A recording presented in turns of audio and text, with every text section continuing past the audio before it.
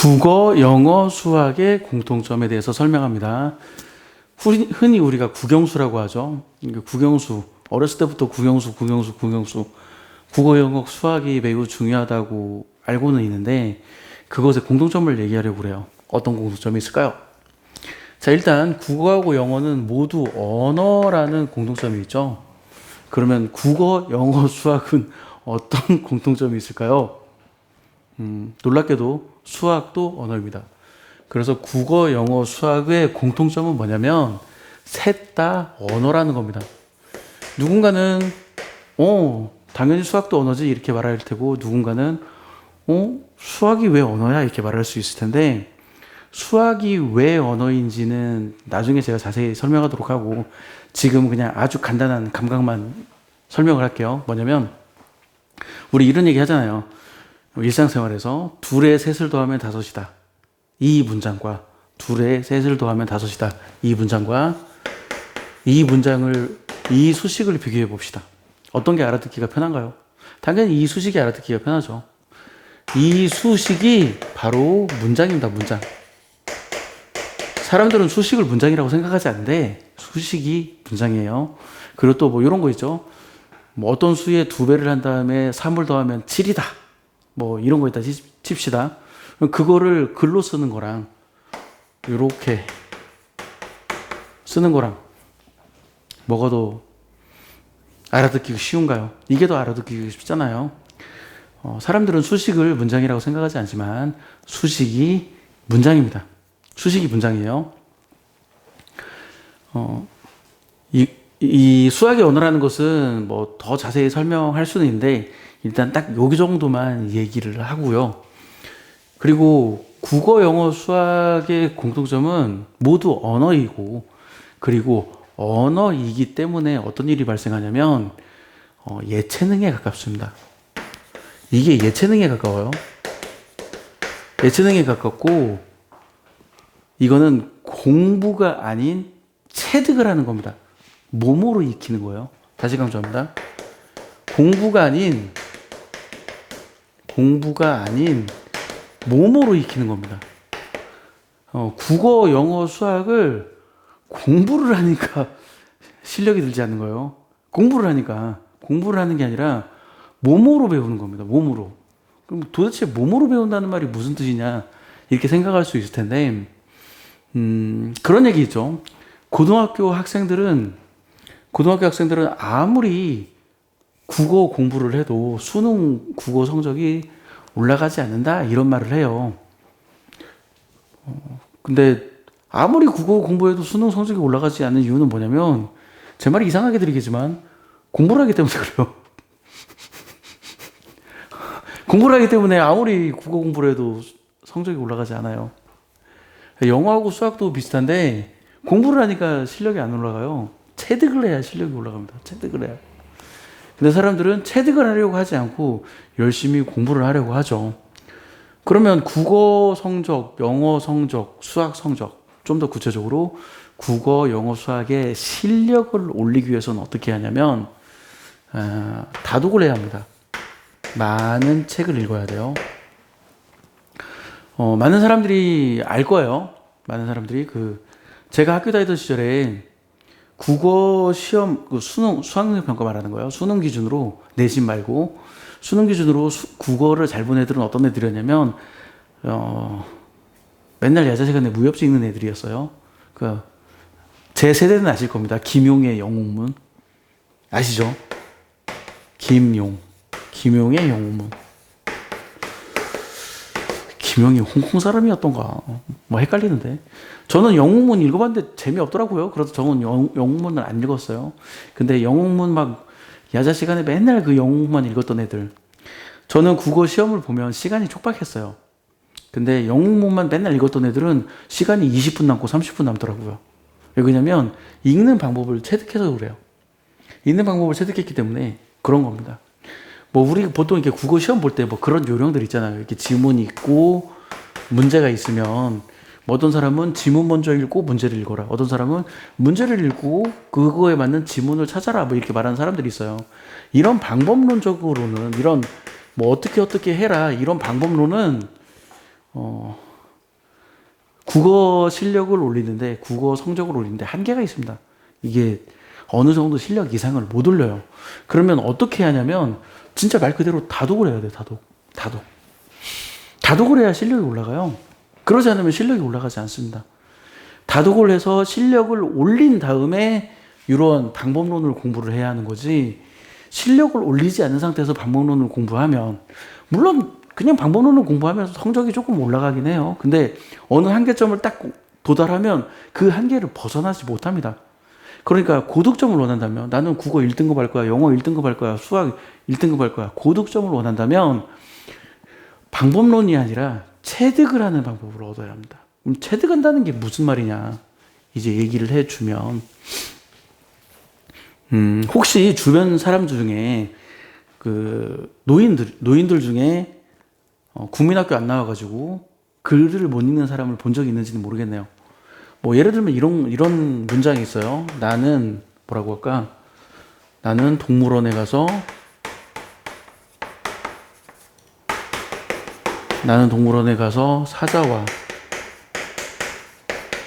사자와 호랑이를 보았다. 이런 문장이 있다 칩시다. 혹시 한글을 못 읽는 사람들이 글을 어떻게 읽는지 보신 적 있는지 모르겠는데, 그 사람들은 한 글자 한 글자씩 띄엄띄엄 읽어요. 나는 동물원에 가서 이렇게 한자씩 띄어 읽어요. 띄어 읽고 무슨 뜻인지를 못 알아들어요. 예를 들어서 이렇게 동물원이라는 글자를 보고 동물원이 뭔지를 몰라요. 동물원이 뭔지 몰라. 그래서 설명해 줘야 돼. 아, 이 동물원은 우리 동물들 많이 있는 그 공원 있잖아요. 그 동물원을 요렇게 씁니다. 그러면, 아, 그 동물원이 이게 그 동물원이었어? 그래요. 글을 읽어도 무슨 뜻인지 못 알아들어요. 이 사자도 마찬가지죠. 사자라고 읽고 어흥하는 동물 사자인지를 몰라. 동물 사자인지 몰라서, 아, 그 어흥하는 동물 사자를 이렇게 써요. 그러면 그때서야 알아들어요. 호랑이 같은 경우도 마찬가지. 그러니까 글을 읽을 줄 모르는 사람, 그러니까 글자만 읽고 글을 읽을 줄 모르는 사람들, 글자만 읽고 글을 읽을 줄 모르는 사람들은 글자를 읽어도 무슨 뜻인지 못 알아들어요. 자, 근데 그리고 경험이 조금씩 쌓이면 어떻게 되냐면 이렇게 읽죠. 나는 동물원에 가서 사자와 호랑이를 보았다. 이렇게 읽죠. 경험이 쌓이면. 그리고 경험이 더 쌓이면 나는 동물원에 가서 사자와 호랑이를 보았다. 이런 식으로 경험이 더 쌓이면 이 문장 하나가 통째로 보입니다. 경험이 더 쌓이면. 그래서 이런 문장 하나가 통째로 보일 정도로, 이건 긴 문장이 아니고 짧은 문장이잖아요. 이런 짧은 문장 하나가 통째로 보일 정도로 계속 반복해서 글을 읽어야 돼요. 계속 반복해서 글을 읽어야 이게 통째로 보이고, 그래야 글을 빨리 읽습니다. 나는 동물원에 가서 사자와 호랑이를 보았다. 이런 식으로 글을 읽으면 글을 절대 빨리 못 읽어요. 그러면 이렇게 글을 빨리 읽을 수 있는 능력은 어떻게 키워지냐고? 아니, 당연히 많이 읽어야죠. 많이 읽어야 돼요. 제가 학생들한테 뭐 이렇게 물어봐요. 야, 이거 너희들 머릿속에 어떻게 들어있냐? 이게 물어보면 이제 제 질문의 의도를 모르니까 대답을 못해요. 야, 이거 너희들 머릿속에 이렇게 들어있냐? I는 나는, 러브는 사랑한다, U는 너를. 그래서 나는 너를 사랑한다. 너희들 머릿속에 이렇게 들어있냐? 아니면 I love you가 문장 하나로 통째로 들어있냐? 제가 이렇게 물어봐요. 그럼 당연히 I love you가 문장 하나로 통째로 들어있다고 학생들이 대답을 해요. 뭐냐면 처음에는, 아까 이것처럼 처음에는 I love you, I가 나는이고 러브가 사랑한다고, you가 너를이니까 이게 나는 너를 사랑하는구나. 처음에는 그렇게 배워요. 근데 경험이 쌓이면 이 문장이 하나로 통째로 보여요. 그러니까 이 정도가 될 때까지 계속 반복해서 읽어야 합니다. 반복해서 읽어야 돼요.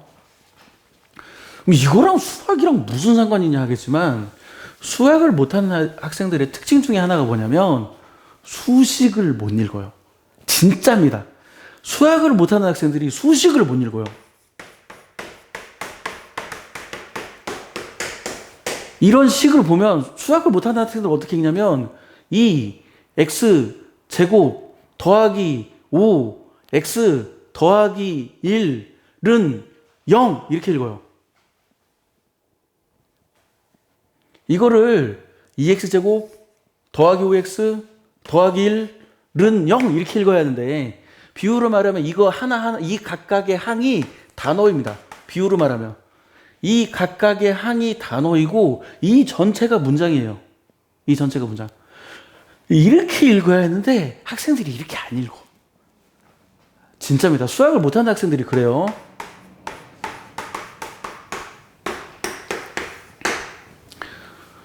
이거를 x제곱 5x 1 이렇게 읽어요.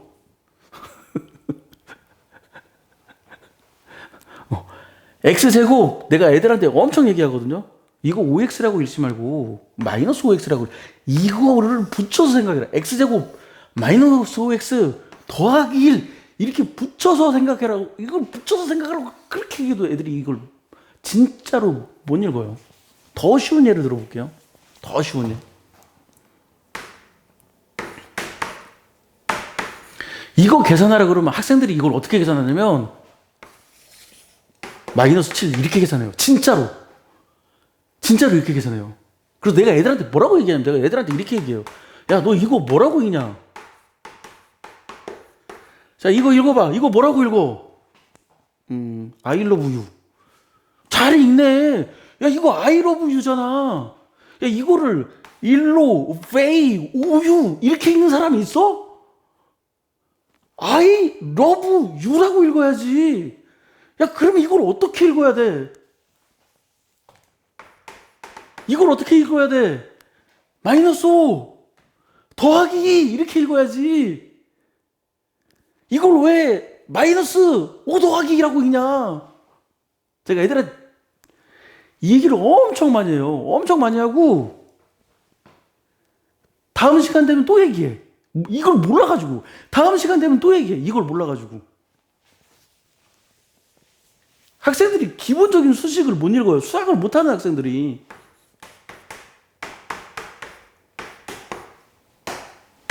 자, 이런 1차 방정식을 풀 때도 마찬가지인데 학생들이 이걸 어떻게 바라보냐면 3x 더하기 1은 x 더하기 7 이렇게 바라봐.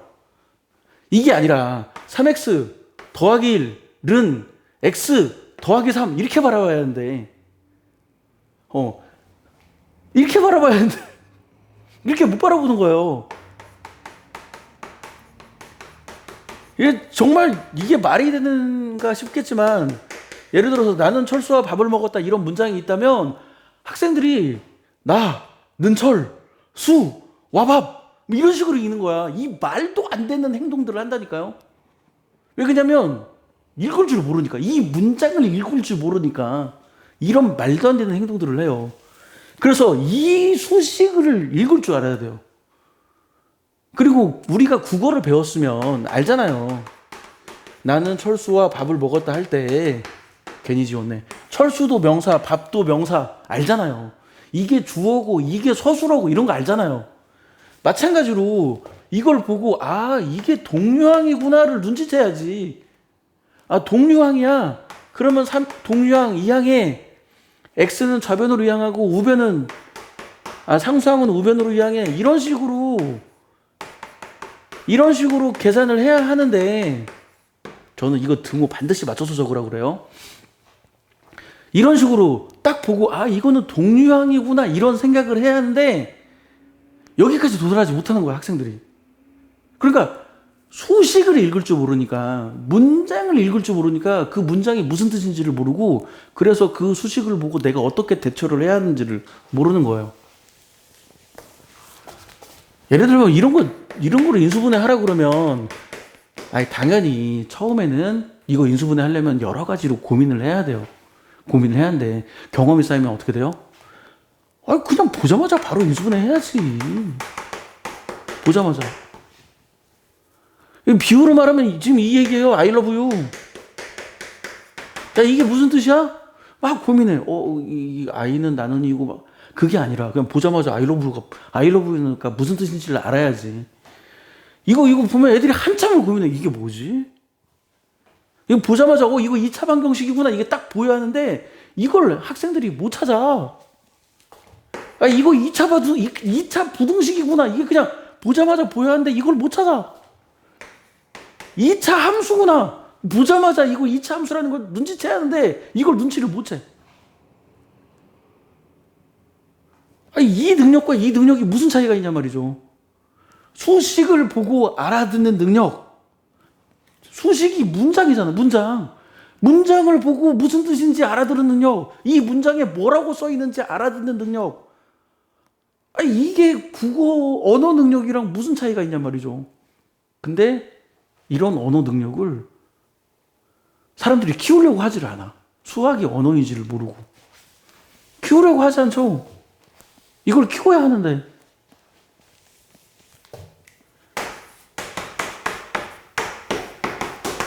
이렇게 생긴 2차 함수를 봤을 때 그냥 이거 2차 함수 꼭 좀 구하라 할 때 보자마자 그냥 아무 생각 없이 바로 이렇게 적어야 하잖아요. 바로 이렇게 적어야 하잖아. 뭐 우리식으로 얘기하면 나는 밥을 먹었다를 의문문으로 바꿔봐. 나는 밥을 먹었니? 이런 거. 이걸 이렇게 바꿔라. 이걸 바로 고민해. 그냥 바로 나와야지. 나는 밥을 먹었다를 부정문으로 바꿔봐. 나는 밥을 먹지 않았다. 이걸 고민하나요? 즉시 바로바로 나오지. 이게 나오는 게 그냥 고민하면 안 돼. 즉시 바로바로 나와야 돼. 근데 사람들이 이런 것들이 이게 고민하면서 천천히 하는데 그러고서나 본인이 할 줄 안다고 생각하는 거예요. 그게 아니야. 그냥 바로 해야 돼요. 그냥 즉시 해야 돼. 즉시. 그렇게 될 때까지 몸으로 느끼고 연습을 해야 하는 겁니다. 몸으로 느끼고. 도형에 관련된 문제도 마찬가지인데 예를 들면 뭐 이런 거 있잖아요. 삼각형의 내각 이등분선이 이 길이 대 이 길이는 이 길이 대 이 길이는 같다. 이 그림을 보면 이게 그냥 바로 떠올라야 돼. 그게 바로 떠올라야 돼요. 여기 이게 각의 이등분선 긋고 삼각형에서 각의 이등분선 그었어. 이 그림을 딱 보면 여기가 내심이구나. 이게 바로 떠올라야 돼. 이게 바로바로 떠올라야 도형 문제를 풀 수 있어. 그러니까 이 그림, 그러니까 비유적인 표현으로 이게 뭐 이렇게 호랑이 사진이 있어. 내가 학생들한테 참 이 말을 많이 하는데 제가 지금 고양이를 그리고 있는 거예요. 고양이. 그림을 못 그리지만 이게 고양이 그리고 있어요. 고양이. 그러면 야 이게 뭐야? 이렇게 물어보면 귀라고 바로 대답하잖아요. 고민하지 않잖아. 이게 뭐더라? 이게 뭐더라? 이게 뭐 고민하지 않잖아. 이게 뭐야? 눈이라고 바로 대답하잖아요. 귀를 찾아라. 귀 바로 찾고 입을 찾아라. 입 바로 찾고 머리 찾아라. 머리 바로 찾잖아요. 만약에 내가 그림을 이렇게 그리면 누구나 다 느낄 거야. 눈 하나 안 그렸네? 누구나 다 느낄 거야. 내가 그림을 이렇게 그리면. 내가 그림을 이렇게 그리면 귀 하나 안 그렸네? 누구나 다 그렇게 느낄 거란 말이죠. 누구나 다 그렇게 느낄 거란 말이죠. 그러면 이 그림을 딱 보면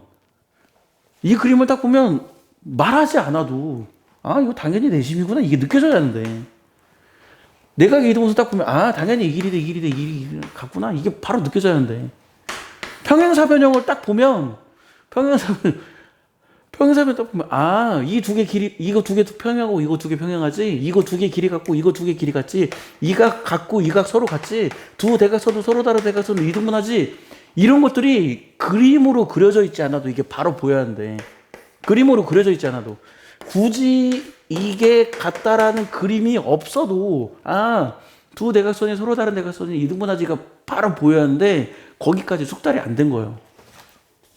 눈 하나 없네 이게 바로 보여야 하는데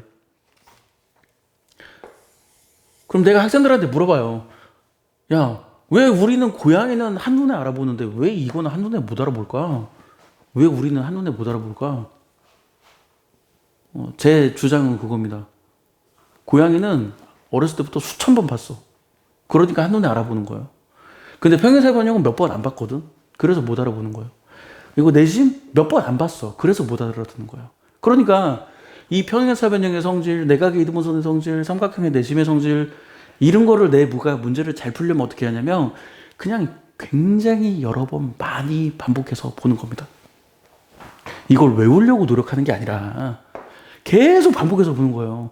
우리가 고양이가 이렇게 생겼다는 거, 고양이 눈 2개 생기고 귀 2개 생기고 눈 2개 달렸고 귀 2개 달렸고 뭐 이렇게 생겼다는 거 우리가 막 열심히 외워서 이걸 공부해가지고 외운 거냐고. 고양이 다리가 4개라는 거 우리가 열심히 외웠어요?